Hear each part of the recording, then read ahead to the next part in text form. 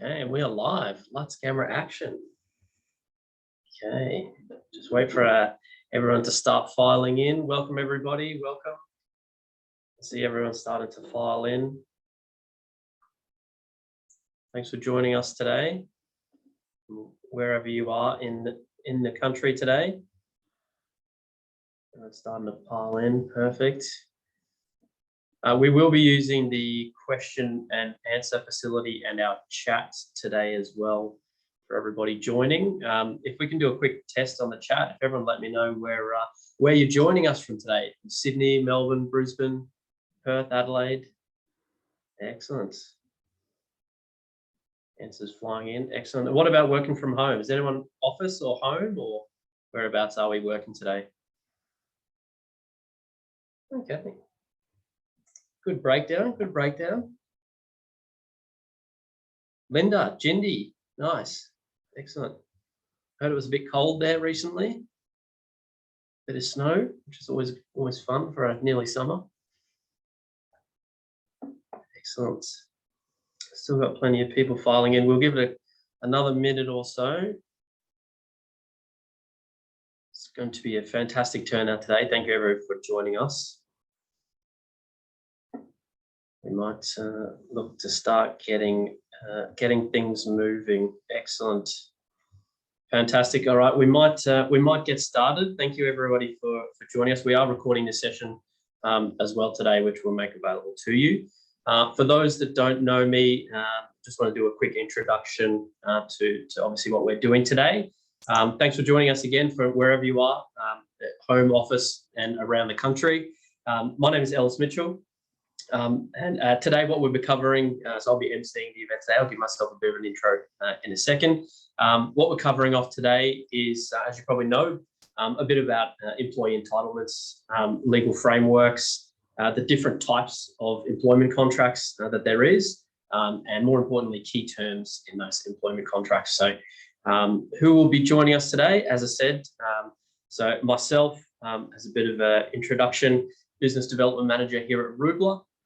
So we'll touch on Rubler and what we do in a minute. So I look after the ANZ region here for Rubler Workforce Software, and joined today by Catherine Argerio, Senior Workplace Relations Consultant at FCB and enableHR. Thank you for the pleasure of joining me today, Catherine. Should be a good session. Looking forward to it. Excellent. And I'll, Catherine, if you want to do a quick introduction just on enableHR, let everybody know who you guys are and what you guys do. Go for it. Yeah, thanks, Alice. So my name's Catherine, as you all know now. If you're not familiar with enableHR and our brands, I'll just quickly explain what we do. So enableHR is a cloud-based human resources information system. We have software that stores and manages all of your employee files securely in the cloud. So you can access hundreds of our legal documents and templates and checklists that are created by our workplace experts. And the workflows and checklists inside of enableHR help protect your business by stopping you from, accidentally doing something unlawful if you're trying to follow a sensitive HR process or something or other, such as managing a difficult employee or undertaking a redundancy. enableHR is really a complete solution to manage your human resources within the business. So all the template documents, workflows, checklists, they've all been drafted and reviewed by our FCB workplace law team to ensure that they're 100% compliant. And the software uses workflows and checklists to guide you through the smart, the legally compliant HR processes and automates tasks, which saves you time and also helps protect the business. It also helps, it stores employee records securely in the cloud under each employee's individual file. So you've got everything in one spot. And there's also a sharing feature called Employee Self-Service, or ESS, that lets managers and employees easily access, deliver, receive, acknowledge files. So you can set up the system to automatically send out policies or documents, and then you get an email notification when the employee has read and signed that document. It'll also automatically save that signed document to the employee's file as well. So the workflows inside of enableHR, They automate your HR processes for various different scenarios like performance management or misconduct, abandonment of employment, and more. And obviously, when you don't have to focus on your HR compliance, you'll be able to focus on the more fun things with running a business, like your strategy, culture, and growth. So what's actually inside of enableHR? We have tabs for contractors, employees, workplace health and safety, COVID-19, and that's there for you to store things in the appropriate places. And like I said, all of these tabs have hundreds of documents and checklists and resources to fit whatever particular scenario you're looking for. So as you can see there, there's a list of enableHR's features. So WHS, recruitment and onboarding, people management, performance reviews, contractor and volunteer engagement, legally compliant documents and processes, employee records management, employee self-service, and integration with other best practice software. Excellent. Thank you, Catherine. That's great. And just wanted to add too, for everyone tuning in that aren't aware of enableHR, they really are the experts in that HR piece. Fantastic company and fantastic people too. So can certainly vouch for them, and certainly why we formed this the friendship and everything with enableHR and Rubler. So I just want to cover off a bit on who we are as well today. And then we can dive into the fun stuff that obviously we're all joining us today. So just a little on Rubler and who we are and what we do. So we are a cloud-based workforce management software platform. We're really trying to be leaders in innovation when it comes to workforce management, providing that data clarity on your operations and your people as well, which obviously lead into driving productivity, ensuring compliance, which is naturally why we're here today. We have that built into all steps of the Rubler platform, everything from our onboarding and rostering through time and attendance and payroll. So the full platform is built with compliance, and ultimately to create those efficiencies for our clients who are generally shift-based workforces that we work with globally. So that's a little bit of a recap, I guess, on Rubler. And then I guess, as I said, a cloud-based all-in-one platform. We're all in one because we do the complete employee lifecycle. So where Enable is the experts in the HR piece and everything that resides that, we become the experts in workforce management. So it's a really a great platform for focusing on your operations. Gives you a seamless single system. We like to call it a single source of truth as well for your operations and managing those shift-based workforces right through to paying your team, which is always important. Excellent. And then from here, what we do for the Rubler platform, as I said, is Catherine and we'll cover off all the important stuff today on your offer of employment and everything that residing around the contracts and the employees starting with you as an employee. Then what Rubler does is we pick it up from there. We include compliance throughout. So as I said, from if you're using our onboarding, we capture all the relevant payroll information, so which pulls through to rostering, for things like standard hours, and then right through to payroll as well. So we like to call it always on compliance is a good way to think of it. So every step of the platform is a focus on compliance for us, which is increasingly important. And then moving on from here, I guess the power of a seamless system, again, just covers off in a bit more of a unique way for you to understand is we do have the automated award compliance, how our timesheets pull in through to payroll. We have some intelligence around our smart rostering, helping you build compliant and efficient rosters for your business. Sophisticated pay rules, you have control over those. Importantly too, we have the checks and balances. So you can put measures, alerts, and systems in place to help your employees be proactive to compliance, which is a really big and powerful piece of using software. And naturally, then you get the visibility of the all-in-one platform. So it's a single all-in-one solution. Excellent. And Catherine, that leads us back to you to get into the nitty-gritty of today, and I'll let you take it away from here. All right, thank you. Let's get into it, guys, the fun stuff. So We'll start off talking about some key terms and key phrases that you may see in employment contracts, or what you should consider when you're creating your own employment contracts. And also just a reminder that during this webinar, we'll just be touching on employees. So we won't be going through independent contractors, sole traders, people working under a services and facilities agreement or anything like that. And Susan, just to answer your question, it is based on Australian employment law. There will be a lot of things that could potentially cross over into New Zealand employment law, but ultimately it's based off the Australian system. Alrighty, so employee minimum entitlements, where do they come from? So in Australia, employees who are covered by their National Workplace Relations System get their legal entitlements from a range of different places, the largest one being the Fair Work Act and the National Employment Standards, or NES, of which there are 11 minimum standards there. We'll go into them in a little bit more detail later on, but basically the NES outlines those 11 minimum entitlements that must be provided to all employees working in Australia. The Fair Work Act will dictate the relationship between employers and employees, and it also provides a safety net of minimum entitlements and protections for employees at work. Another place that employees will get their entitlements from is the modern award system. So in Australia, we have 121 modern awards, which basically dictate additional entitlements for employees on top of the NES, such as, lunch break provisions, rostering, overtime, weekend penalty rates, things like that. Each employee will either be covered under a specific award, or they'll be award free. And the award they will fall under or won't fall under will depend on a number of different factors, which usually includes, the industry that the company is in, the specific work that individual employee is performing, their formal qualifications, experience, if any, things like that.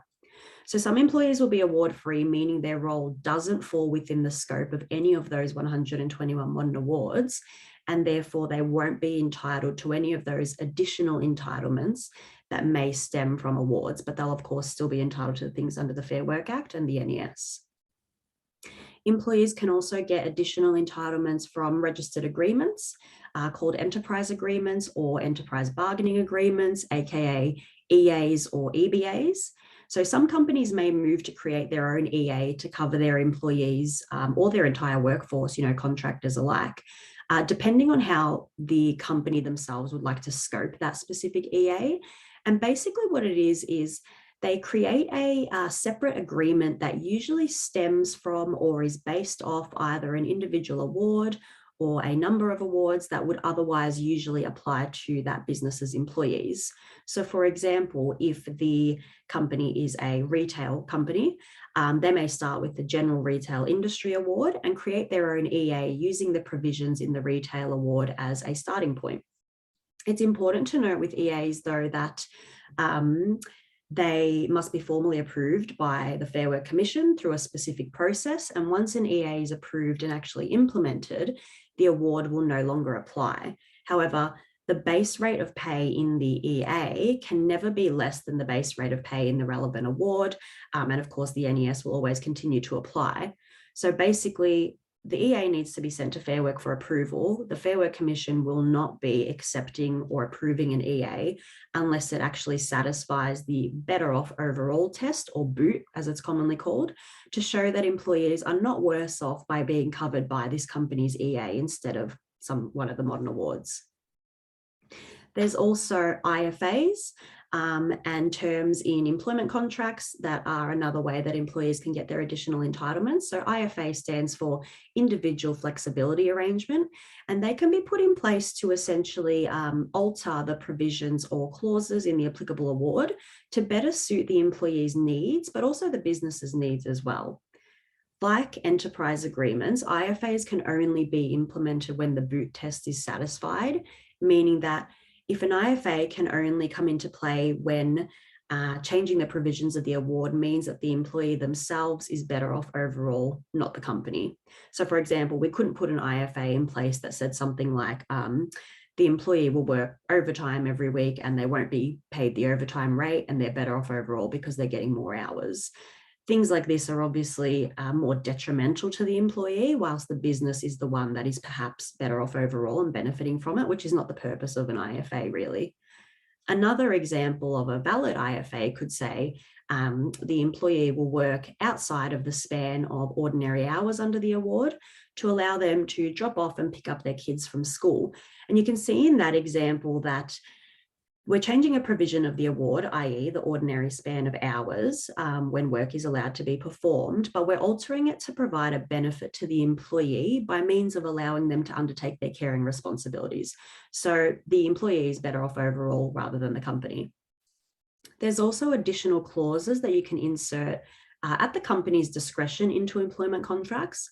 So this could be things like additional sick leave days per year, or a mobile phone or motor vehicle allowance.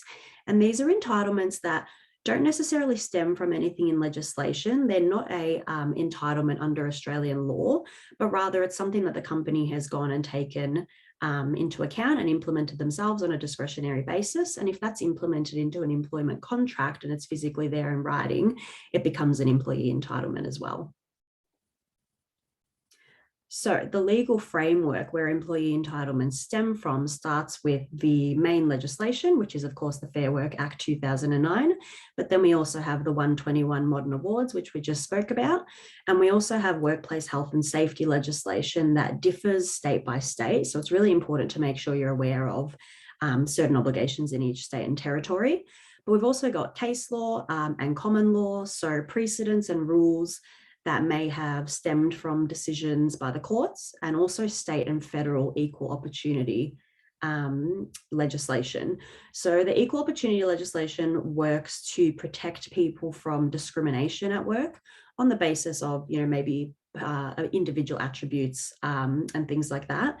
And it really works to eliminate discrimination, sexual harassment, anything like that, victimization within the workplace.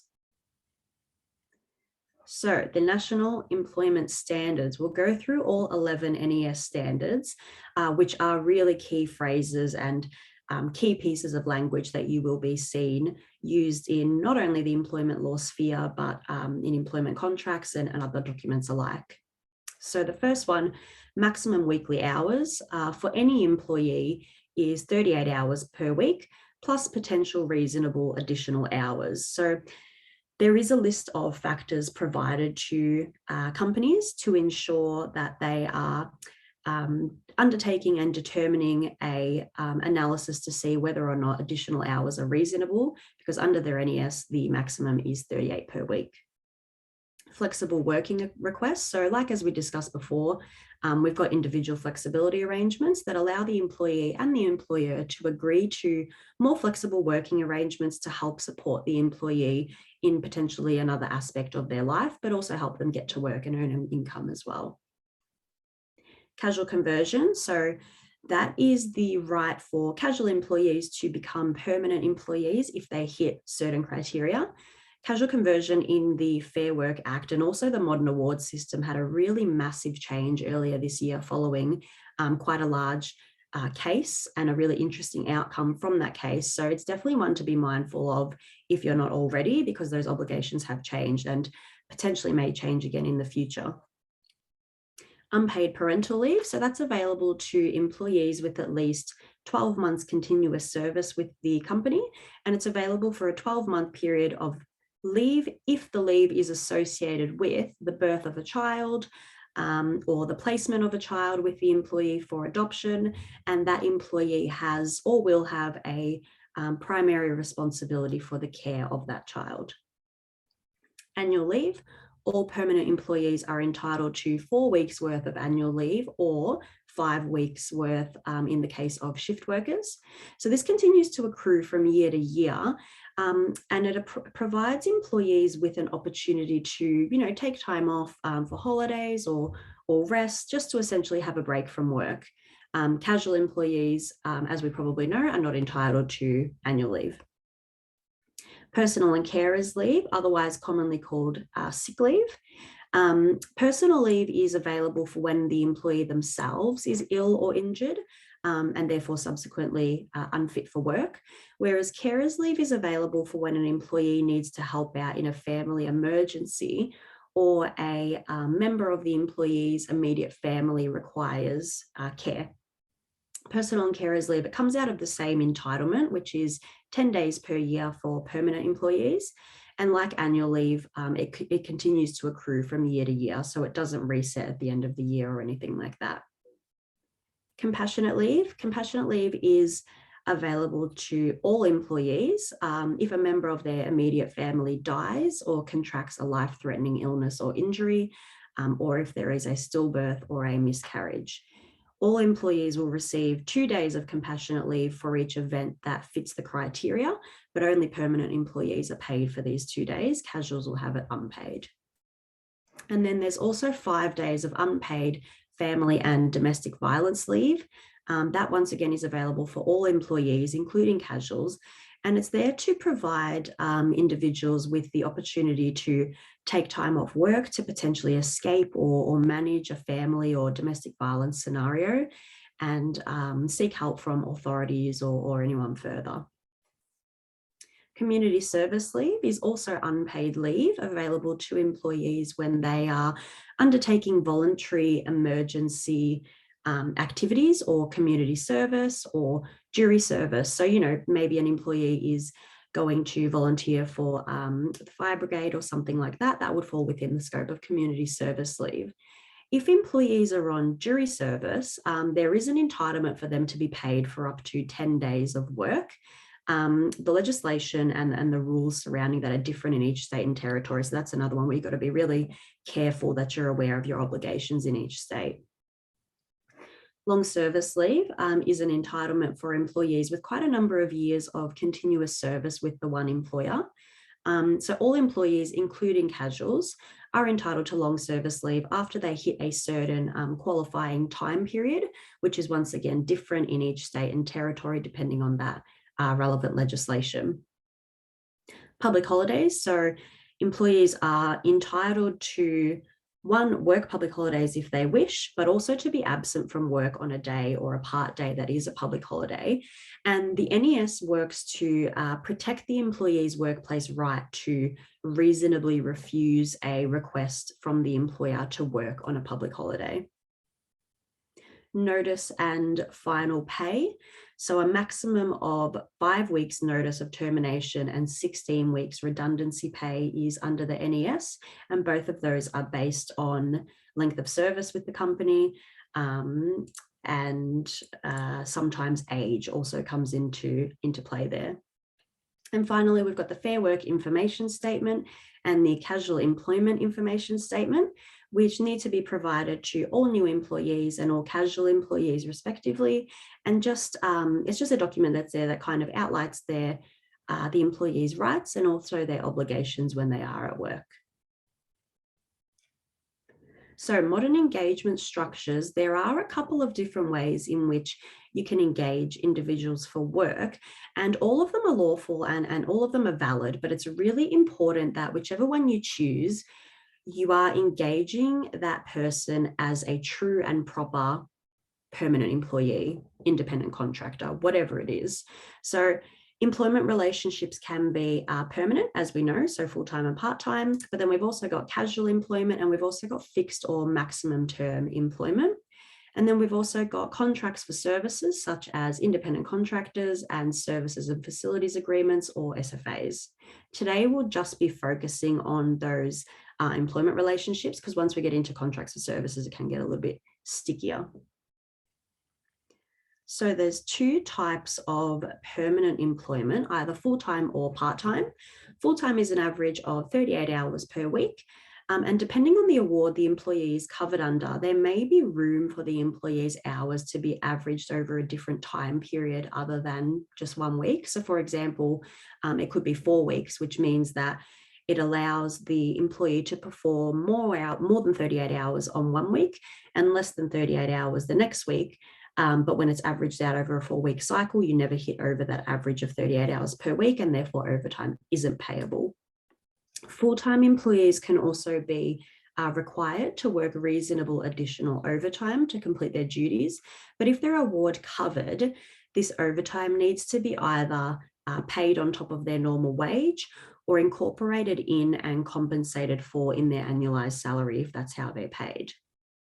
Full-time employees will accrue 4 weeks of annual leave per year and 10 full days of personal/carers leave, and they're also entitled to notice of termination in accordance with the NES.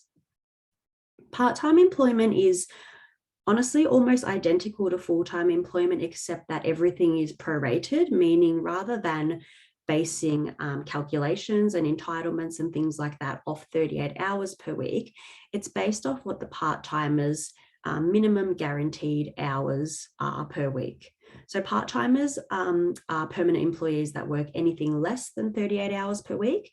And those hours are regular, predictable, they may be systematic, and they're absolutely guaranteed from week to week. So that part-timer is contracted for 12 hours a week. There is an absolute guarantee that they will be provided with or paid for 12 hours per week. Part-timers also accrue 4 weeks of annual leave per year and 10 days of personal and carers leave per year, but based on what their ordinary hours of work are. So they won't get 4 weeks at 38 hours per week. They'll get 4 weeks at whatever their contracted hours are. They're also entitled to notice like full-timers, but same thing. If it's 2 weeks notice, that's just based on 2 weeks at whatever their part-time hours are for those weeks. Casual employment. So casuals are a little bit different, as we know. The true, genuine nature of casual employment is that they have no guarantee of minimum hours per week. They're rostered on as the business needs, and they can accept and reject shifts if they wish. So casual employees don't have that minimum guaranteed number of hours per week. They're not entitled to any type of paid leave. They don't get notice of termination, and they also don't have access to redundancy pay. However, to make up for all of this, they're paid an extra 25% casual loading, just to make up for the fact that they're not receiving these benefits that other permanent employees are getting. So this means for any minimum hourly rate of pay under an award or specific agreement or whatever it is, the casual minimum hourly rate of pay is that rate of pay plus 25%. The key difference between casuals and permanent employees is, I guess, in the name, but it's essentially the flexibility of work for casuals and the capability for them to accept and reject shifts if they wish. So where permanent employees are contracted to work a set amount of hours per week, they must use some form of leave or have some form of reasonable excuse for not attending a shift or not working those hours per week. Whereas a casual employee can just reject a shift with no excuse, essentially, and essentially face no repercussions, really. So obviously, there's always those, outlier scenarios that can be assessed on a case-by-case basis. But the basic gist of it is, if a casual doesn't want to accept a shift, they don't have to. Fixed term and maximum term. So these are permanent, so full-time or part-time engagements that have a stipulated end date in the contract from the get-go. So once this end date is reached, the contract is automatically terminated and the employment relationship essentially ceases to exist unless the company themselves seeks to extend the term or renew the term or whatever it is. The key difference between a fixed and a maximum term, they are quite confusing, and they are one that people regularly get mixed up between.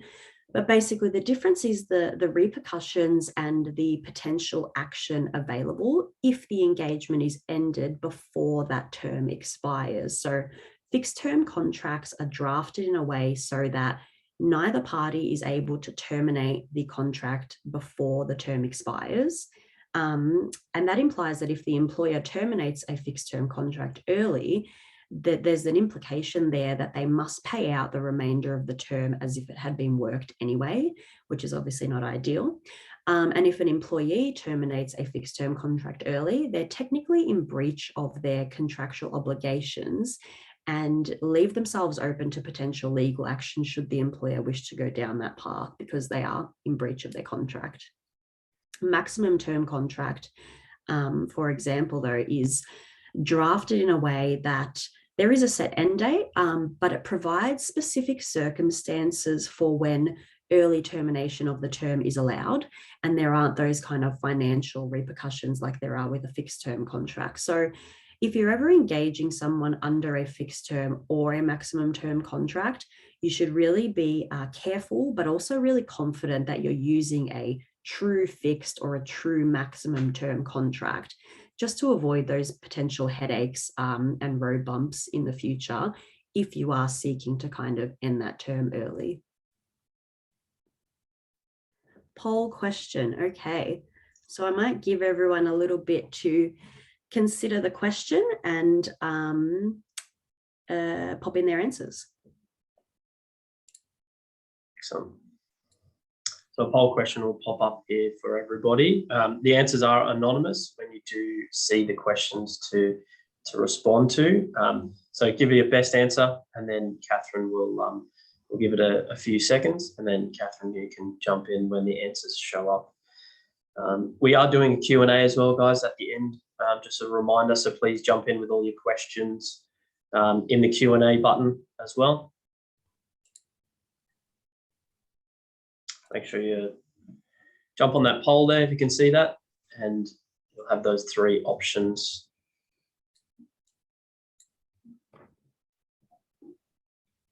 Give it a few more seconds.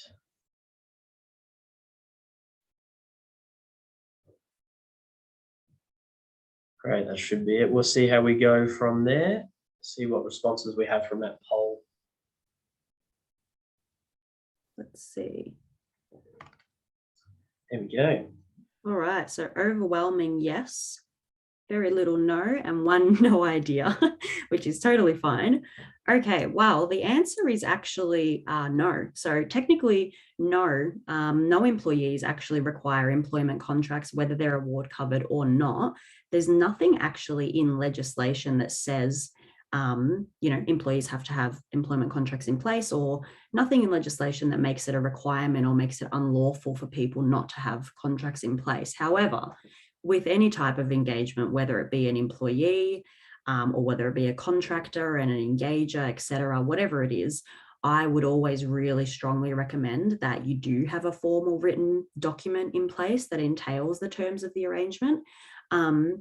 So look, the answer is no, but I would advise, yes, please do it. And by doing this, by having an actual physical written document in place, you're not only giving yourself and the company an objective standard to base things off and compare things to, but you actually have room to enforce certain things that you may not be able to enforce otherwise. So for example, if there is an employee's warranties clause or something in the contract, and it states something along the lines of, you warrant that during your employment, you will maintain any licenses or formal qualifications that are necessary to fulfill the inherent requirements of your role, blah, blah, blah, blah, blah. And then in future, it turns out an employee has not actually maintained those specific licenses or qualifications, whatever it was. You may be able to rely on this clause to move to terminate their employment. Whereas if there wasn't something like this in writing, it could definitely still be something that could be discussed and scoped further. But the point is, you don't have that safety net there that you can rely on to say that the employee has breached their contract and therefore repudiated the entire contract, and therefore, oh my goodness, we can't possibly continue with your employment. So look, the technical answer to this question is no, contracts aren't a requirement. Legally, they're not required at all, but the best practice answer is yes, all your employees should have employment contracts in place. Alrighty, moving on, probationary periods. So probationary periods are a period of time at the start of someone's employment that allows the company to assess the employee's performance and their fit within the business, but it's also for the employee there to scope if that's the right job for them. So typically probationary periods are around 3 months or 6 months, but technically they can go for as long as 12 months. However, it's really, really, really important to note that a longer probationary period in an employee's contract does not alter the minimum employment period for the purposes of an employee's access to unfair dismissal. So The minimum employment period is a period of time at the very start of someone's employment, whether they're full-time, part-time, or casual, where they don't have access to an unfair dismissal claim, meaning they're unable to claim that their termination was unfair, unjust, or unreasonable. The minimum employment period is different depending on the size of your business. So if you're a large business with 15 or more employees, the minimum employment period is 6 months. And for small businesses with less than 15 employees, it is 12 months. So although your employees won't have access to unfair dismissal during this time, you should really remember that they always have access to general protections and discrimination claims. So just because someone is within that minimum employment period doesn't mean we can safely terminate them for some kind of protected attribute or discriminate against them without the possibility of a claim being made. It simply means that if someone's performance or conduct is poor, we may be able to terminate them during the minimum employment period without following the usual procedural fairness and process that we should be following, and still be comfortable that they can't make an unfair dismissal claim because they're within that period, it's not available to them.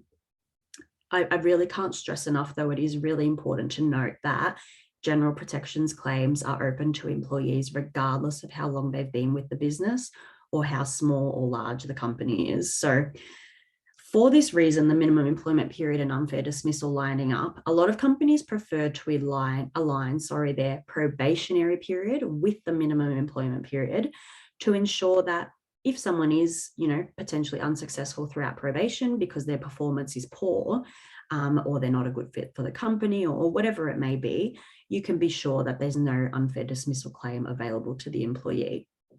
It's a common misconception, I guess, that employees aren't entitled to certain things during their probationary period, or they only become entitled after a certain amount of service. But the truth is they're actually entitled to everything as normal. So they'll still accrue paid leave entitlements. They're still entitled to notice of termination and all that kind of stuff as normal, regardless of how long they've been with the company for.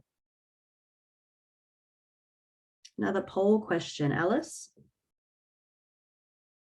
Perfect. So another poll question will pop up here, everybody. So can a probationary period go for more than 6 months? So same answers there, options, yes, no, and no idea. Again, these are kept anonymous, so give it your best shot. We'll give it a few seconds and then we shall see what the responses are. So a little more time. Get your answers in. Excellent. Okay, we'll have a squiz now. What have we got? Here we go. Lots of yes, a little bit of no, 3 no ideas this time. All right. Well, the answer is, can a probationary period go for longer than 6 months? Yes, it can. So if you're a large business, you should be aware that just because someone's in probation doesn't mean they're still within minimum employment for the purposes of unfair dismissal. But yeah, you can have a probationary period for longer than 6 months. It's only really kind of seen in small businesses when that minimum employment period is 12 months, because it's almost redundant having a probationary period that's longer than the minimum employment period. But it's definitely doable. Companies can kind of implement their own probationary period as they see fit. But like I said, just really important to note that minimum employment period for purposes of unfair dismissal. Remuneration clauses. So obviously, talking about how someone is paid at work. So remuneration clauses are included within an employee's contract of employment, and it dictates and lays out what they're entitled to be paid for their work. So the amount that we're paying an employee must meet either the minimum entitlements under the Fair Work Act or for the employee's individual classification under the relevant modern award if they're covered by one. The clause in the contract should also stipulate whether the employee is going to be getting an hourly rate of pay, a salary or a base salary, and commission and bonus structure on top of that. It's really common for employers to do what's called a loaded hourly rate or an annualized salary, where you incorporate all of the employee's additional penalties and entitlements into their pay. So so as to compensate them for all of these additional entitlements without having to pay something extra on top. So for example, let's say each week you have an employee, a permanent employee, who regularly works a late night shift on a Friday. They also work a Saturday shift, and they might also work 2 hours of overtime in that week. Rather than paying the base rate for the normal hours, plus a different rate for the late night shift, and then a different rate for the Saturday shift, and then a different rate again for the overtime shift, employers can use these regular hours of work to determine a loaded hourly rate and say, okay, this employee is entitled to, for argument's sake, $25 an hour normally, $30 an hour when they're working a late night or a Saturday, and $35 an hour when they're working overtime. When you calculate all of this, do some division, do some maths, it comes out that the employee can be paid a certain loaded hourly rate, and that loaded hourly rate compensates them for all hours worked, and really genuinely does compensate them for that and all the penalties and allowances they're entitled to. So really important to actually do the calculation. You can't just say, okay, they're entitled to $25 here, $30 here, I'm going to pay them $27, and that's going to be sufficient. No, you really need to go through and actually do the maths, have documented evidence that you've done the maths, and it does actually calculate out that way, and the employee is genuinely compensated for the hours that they're doing. So you can do that with a loaded hourly rate. You can also do that with an annualized salary, where you essentially do the same calculation, but you multiply it by how many weeks per year that they're working. But you need to be careful that if the employee is covered by a modern award, there are a lot of modern awards that have their own individual annualized salary provisions within there that say, you know, if you're paying an employee an annualized salary, you need to show that you've accounted for X, Y, Z. And you have to go through and tick all those boxes and say, yes, I've accounted for annual leave loading. I've accounted for this, blah, blah, blah.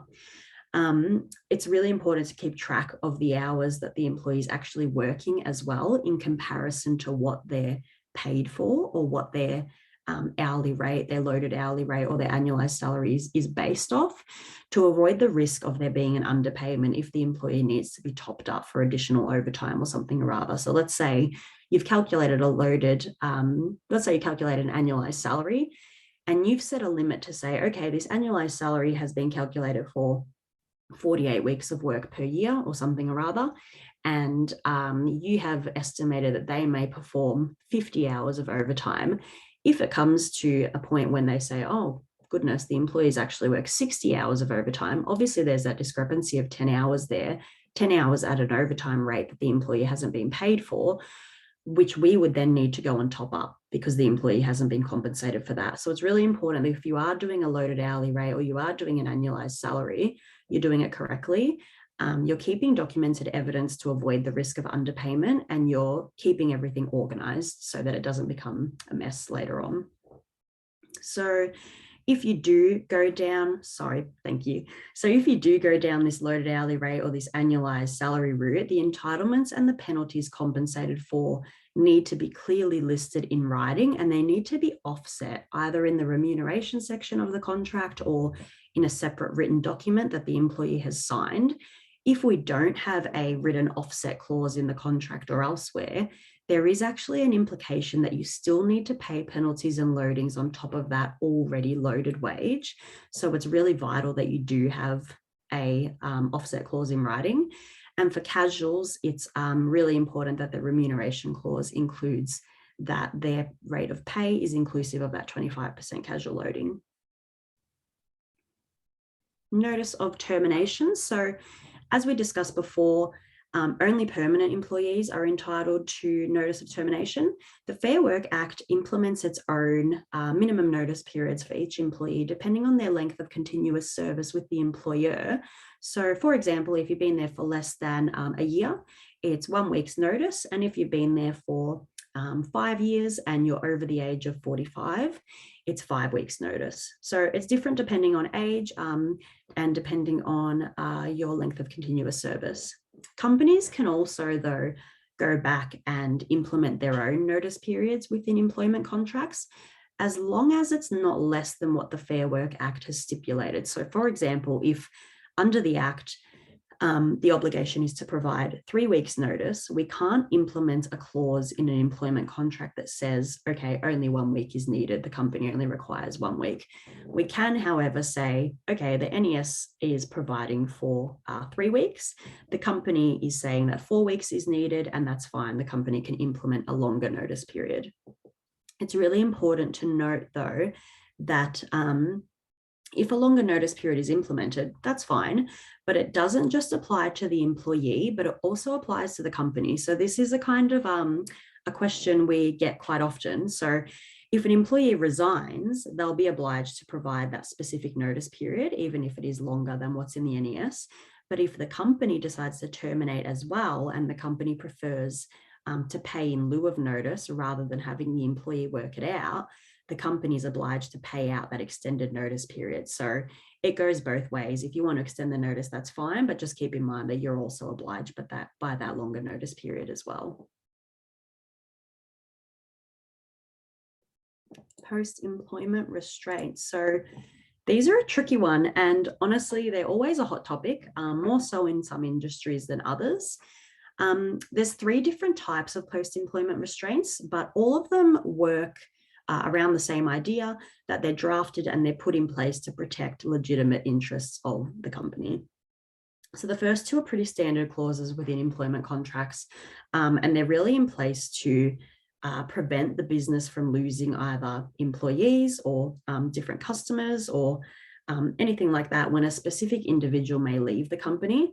So the non-poaching clauses outline that during their employment and after termination of their employment, employees are prohibited from enticing other employees or other contractors of the company to perhaps move away and work at another company instead. However, the defining factor with that one is that the ex-employee is prohibited from trying to poach individuals. But if an individual perhaps seeks out the ex-employee's new workplace on their own accord, and there's no attempt from the ex-employee to actually influence them or persuade them to move over to that company, it may not potentially be a breach of that restraint clause. Non-solicitation clause works to prohibit employees from soliciting clients, contractors, suppliers, customers, really any third party of the company to move elsewhere to another company. So who this clause will apply to and how enforceable it is, so whether it applies to any third party of the company or just simply, clients, will really depend on how it's drafted. And then the final one, non-competition clauses, they are perhaps the most interesting of the 3 because typically they're drafted in a cascading fashion, meaning rather than the clause saying you must not work at a competitor within 5 kilometers for a period of 6 months after termination, they may say you must not work at a competitor within A, 10 kilometers, B, 5 kilometers, C, 2 kilometers for a period of A, 12 months, B, blah, blah, blah, you get the idea.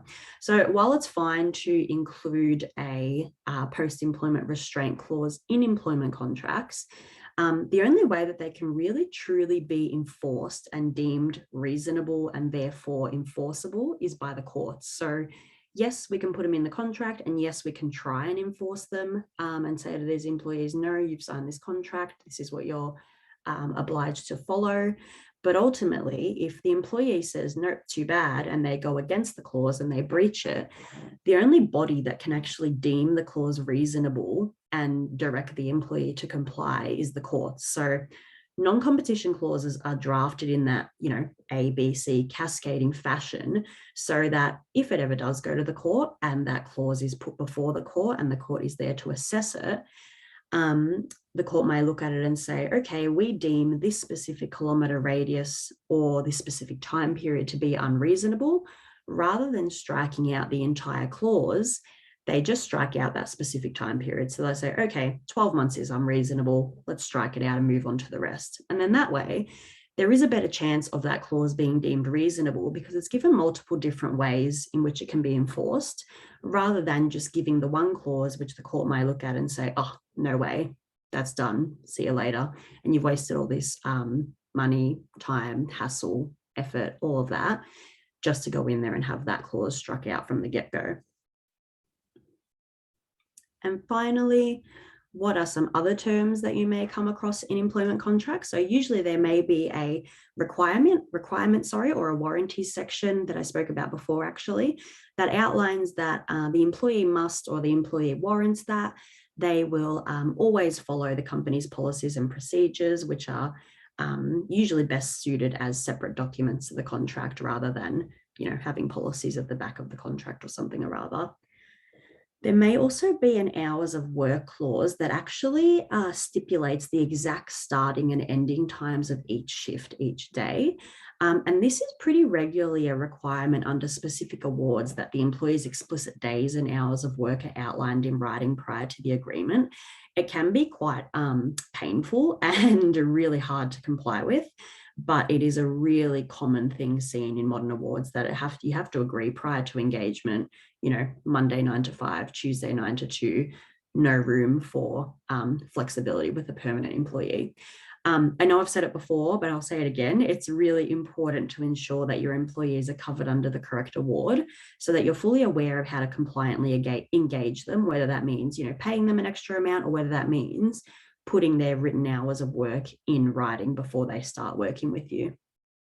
You've also got confidential information. So obviously, throughout the course of their work, they'll have regular access to company data or internal systems, and a confidential information clauses usually just outlines that, employees are not allowed to disclose any of this information or use it for non-work purposes outside of work, etc. Pretty standard stuff.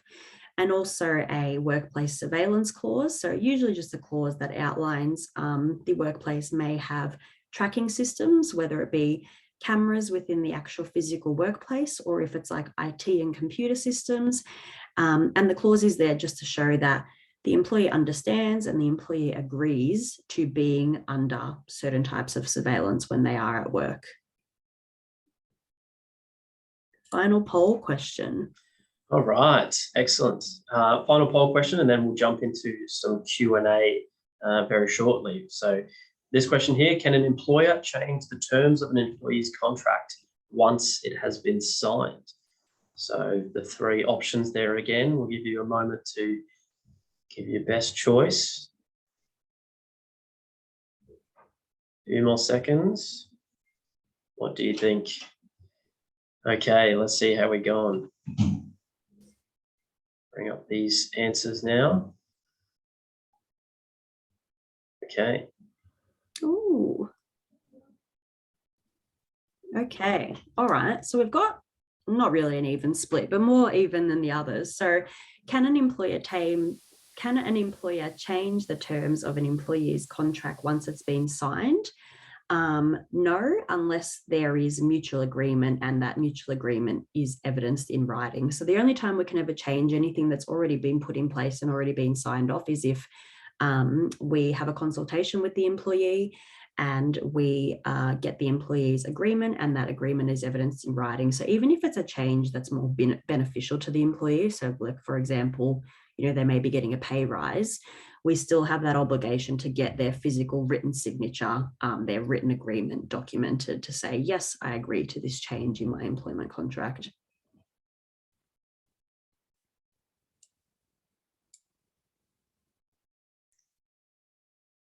Excellent. Thank you, Catherine.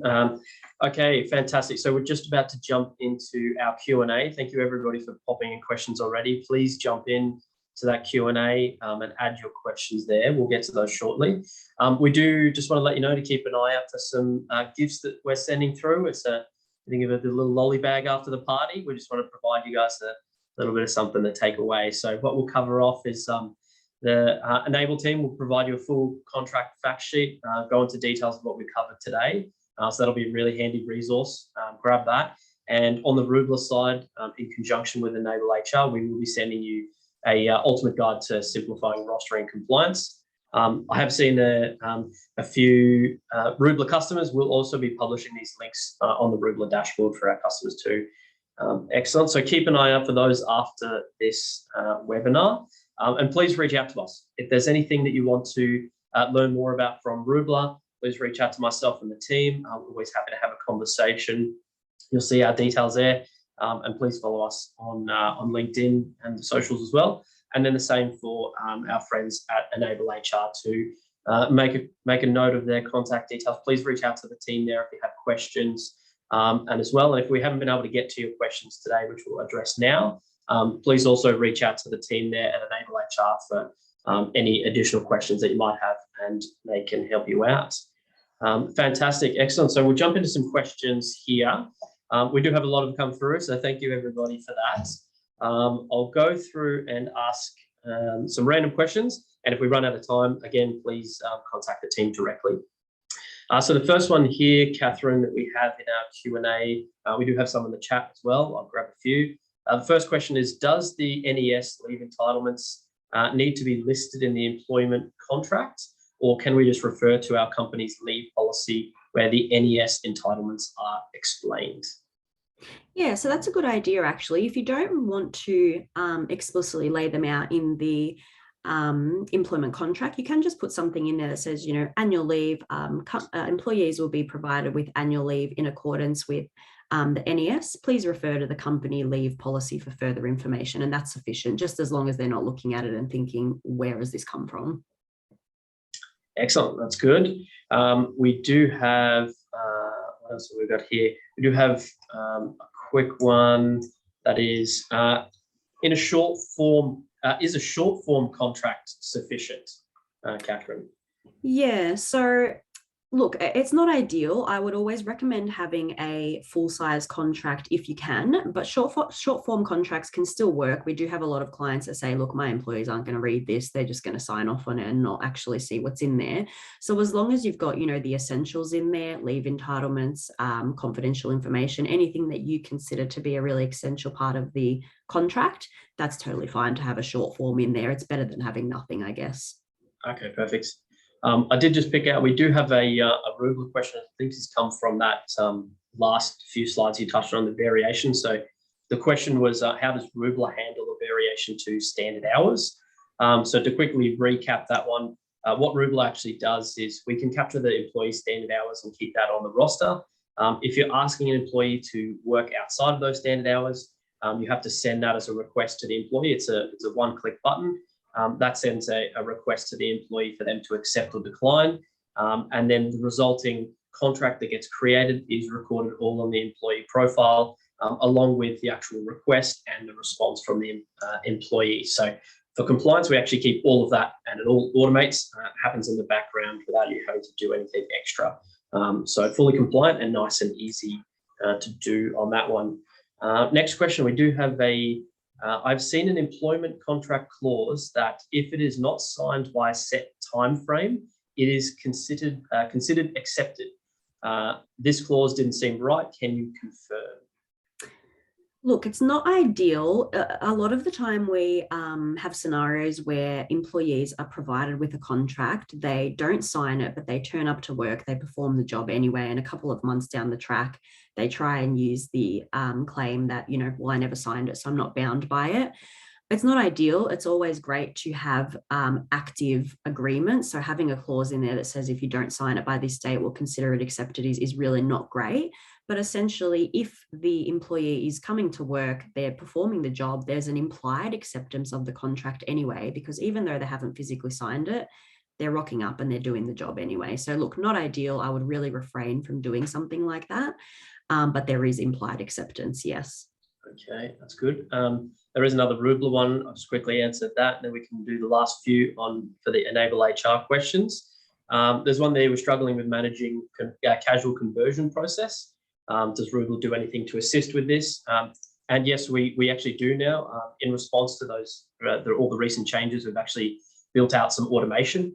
And we did that very quickly. So all the Rubler customers woke up one morning and there's this additional feature that we made available. So that will actually send, as an employee is approaching that 12 months, it will send the manager an email with all the information of how to run your timesheet reports along with a link to the Fair Work documents, so that the managers can make a fully informed decision moving forward. So we actually do that all automated now. So it's obviously helping your management team with that process now in the background. So nice and easy one. I want to jump to some chat questions. We do have a number of chat questions in here as well. One that I did see come through, is can you extend a probationary period? Yeah, so you can extend a probationary period, but only with the employee's agreement, which we have discovered is not easy to get. So look, you can technically extend it. It's not great for, I guess, employee morale, and it might hurt the relationship a bit. But technically, yes, you can bring them in and say, look, you've been here for 3 months. We're really still unsure. We're wanting to extend it for a further 3 months. Do you agree? And if the employee agrees, that's totally fine. Get that agreement in writing, obviously. Okay, excellent. The next one that we've got here is if an employee's probation is passed, but performance decreases within the minimum employment period, what is the process to terminate? So look, usually, let's say the employee is out of minimum employment period and their performance is poor, we'd have to follow a really quite strict performance management process to mitigate that unfair dismissal risk. But the point of that process is purely to mitigate the unfair dismissal risk. So when the employee is in that minimum employment period, the company can, of course, choose to follow that process anyway and seek to improve the employee's performance. But because it's there to mitigate a risk, which is actually not there when they're in minimum employment period, technically you could potentially move to terminate. I would just flag, though, to once again look out for any of those general protections risks. You know, has the employee taken periods of sick leave? Have they raised any illnesses, injuries, anything that may give rise to a discrimination risk? Because although we know that we are terminating for performance issues, it can be very easy for the employee to go to Fair Work and say, they said it was for performance, but I actually mentioned to them last week that I was underpaid. And that gives rise to a pretty significant risk. So yes, don't have to really follow a process, but I would still recommend following it just to mitigate a general protections risk if it is there in the background. Excellent. That's good to know. And there is one actually I picked out that's on contracts, which I thought was interesting. So for a maternity leave contract, which contract would you suggest? Oh, that's a good one. I mean, look, they're all valid. I personally think it's easiest to have a maximum term contract if you're employing someone for a maternity leave cover or even a casual type of arrangement, because that just means fixed term or maximum term, you've got them until the end of that date when it's usually the other employee is going to be returning. But if it's a casual, you can engage them pretty regularly. And then when that employee comes back from their parental leave, you can, they're rostered on as the business needs. If the business doesn't need them anymore, you can essentially drop those shifts. Once again, though, there is a lot of kind of different scenarios that kind of heighten the risk profile in that. So it's always best to get individual advice before engaging in a contract like that, I would say. Excellent. Excellent. That's good advice. I think we probably have time for one or two more. There is one here. If a staff member has been employed for years, but gets a new position, can they go back onto probation for that new role? No, so probation will only be for the start of their employment, regardless of full-time, part-time or casual, regardless if they move into any new role. It's only for that commencement of employment. Okay, excellent. And we will squeeze one more in. We will let you go. The last one is if someone resigns and would like to give 4 weeks notice, can the company let that person go before the notice period with 2 weeks payment in lieu, or will the company have to give 4 weeks payment in lieu? If the employee's provided the full 4 weeks and it's the employer's call to say, don't worry about it, then there's still an obligation to pay the 4 weeks. The only time you wouldn't is if the employee is required to provide 4 weeks and they come to you and say, hey, I know I'm meant to provide 4, but I'm only going to provide 2. That's essentially them forfeiting their right to be paid for those final weeks. But if it's the company making the call to say, hey, you know what, don't worry about it, you still have to pay that full 4-week notice period. Okay, that's excellent. Excellent. And we'll just do one more. I did see on the cover of extra hours. So can you offer till or time in lieu to cover extra hours on top of a loaded hourly rate arrangement? Yes, you could. Yeah, I guess you could. It would just be really important to make sure you have a separate time off in lieu arrangement in writing as well, just to make sure there's no kind of mix up of an employee saying, you know, I was entitled to this, and you saying no, but you've gotten that already compensated for, whatever it is. I think you could, as long as you directly stipulate, okay, your loaded hourly rate encompasses 2 hours of overtime per week. Time off in lieu will apply for anything worked over 2 hours per week or something like that. Excellent, fantastic. I think we'll leave it there, everybody. We are just past time, so thank you again for joining myself, Ellis from Rubler, and Catherine and the team from enableHR. Catherine, thank you very much. That was very insightful. Always fantastic to join you guys on webinars. So looking forward to the friendship that we'll have moving forward. Thank you, everybody, for joining. Please keep an eye out for the resources that will come through to you. Reach out to us if you have any questions. Otherwise, have a fantastic day and look forward to speaking with you all soon. Thanks for joining. Thank you so much, guys. Thanks, everybody.